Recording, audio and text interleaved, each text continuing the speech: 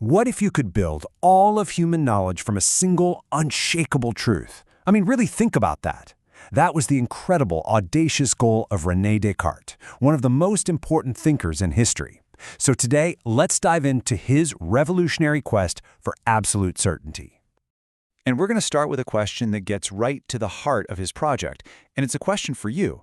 How can you be 100% certain that you aren't dreaming right this second? That everything you see, this screen, your hands, that this whole moment isn't just some super realistic illusion? Now that might feel like just a fun little thought experiment, but for Descartes, this wasn't a game. It was a perfect reflection of the world he was living in. To really get what he was trying to do, you first have to understand his time, a world that was basically drowning in doubt. Say the 17th century was a time of just massive upheaval. The scientific revolution was kicking into high gear, and ideas that had been treated as absolute fact for over 1,000 years were suddenly being challenged and proven flat out wrong. It must have felt like the very ground beneath your feet was just crumbling away. I mean, this was a clash of two completely different worldviews. For centuries, everyone followed Aristotle's lead.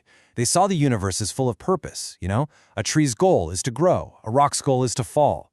But then these new thinkers, guys like Galileo and Kepler, they came along with this radical new idea. The universe isn't purposeful, it's a machine.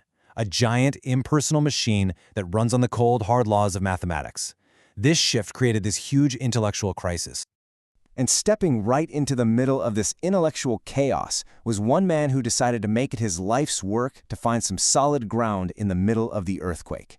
And that brings us to Descartes and his personal dream of finding certainty. So, this is the man himself, René Descartes, a truly brilliant mind who looked at this crumbling world of knowledge, refused to just accept what he was told, and set out to do something nuts, build an entirely new system of knowledge from scratch. His early life really set the stage for all this. He got a top-notch education, but he wanted real-world experience, so he joined the army. And it was there, as a young man, on the night of November 10th, 1619, that something happened. Something that would literally change the course of Western philosophy forever. So picture this. He's stuck in a small room, trying to escape the cold, when he has a series of 3 incredibly intense dreams. He walked out of that room completely convinced that a divine spirit had just revealed to him the foundations of a new, unified philosophy. This powerful, almost mystical experience became the obsession that drove the rest of his life's work. Okay, so if you believe the entire house of knowledge is rotten to its foundations, what do? Well, Descartes' answer was simple. You tear the whole thing down to the ground and find one single, unshakable spot to rebuild everything on. To do this, he developed this radical approach he called methodological doubt. The strategy was as simple as it was extreme. Take every single belief you hold and attack it with the strongest doubt you can imagine. If it wobbles, even a little bit, if there's any possible reason to doubt it, you throw it out. Let's walk through this process. First up, he doubted his senses. I mean, this is an easy one, right? They trick us all the time with optical illusions, and dreams can feel completely real. So the senses, they're out. Second, and this is where it gets wild, he doubted his own ability to reason. He came up with this thought experiment about a powerful, malicious, evil demon who could be tricking his mind, making him believe that 2 + 2 = 4 when it really doesn't. If that's even remotely possible, then even math isn't safe. The final step? Doubt absolutely everything. And this is the moment of crisis. I mean, after this total philosophical demolition, after you've thrown out your senses, your reason, the very reality of the world around you, is there anything left at all? Or have you just reasoned yourself into a black hole of total skepticism? And then, in the middle of all that doubt, in the rubble of all his former beliefs, he found it. The one single truth that could not be demolished. Cogito, ergo sum. I think, therefore I am. The logic here is just so elegant and so powerful. He realized that even if that evil demon was tricking him about everything, there had to be a him for the demon to trick. The very act of doubting his own existence was ironclad proof that he existed. He might not have a body, he might not live in a real world, but he knew with absolute certainty that he existed as a thinking thing. So now he's got it. This one bedrock certainty, I exist, became the brand new foundation for everything. And from this one tiny point, Descartes started to rebuild the entire world of knowledge. So his first big move was to establish this fundamental split in reality, which we now call Cartesian dualism.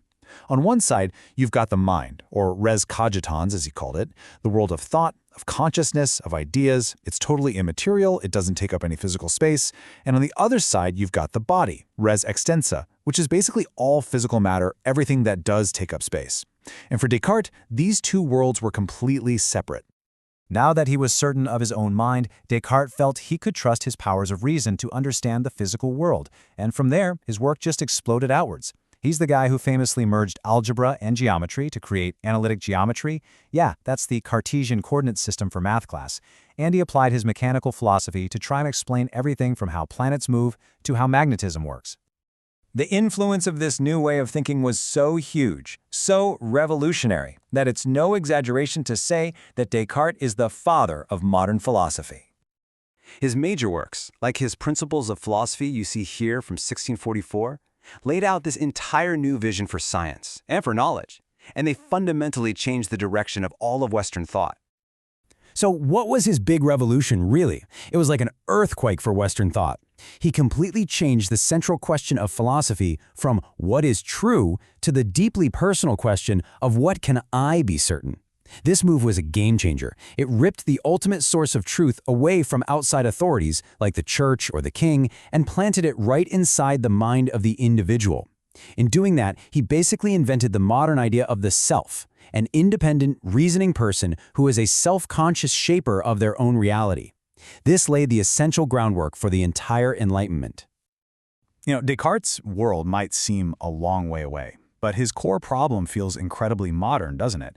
He saw the foundations of truth collapsing all around him, and he searched for certainty inside himself. And that leaves us with a pretty powerful question. In our own age of AI, deepfakes, and rampant disinformation, where truth itself seems to be dissolving, what is our unshakable foundation? What is our cogito?